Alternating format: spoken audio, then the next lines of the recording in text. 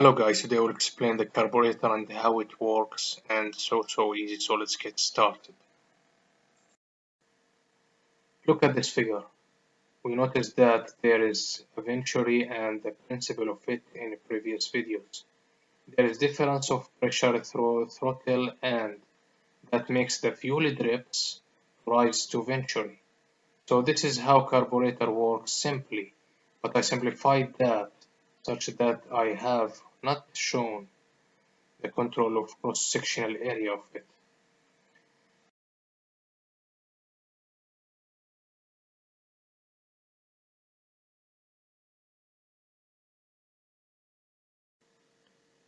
Here's some videos about velocity simulation. I wanna show you them.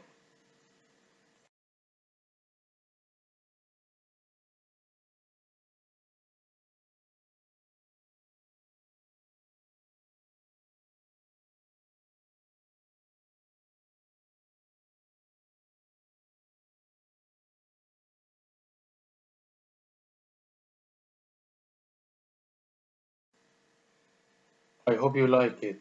Leave a comment, take feedback. See you soon.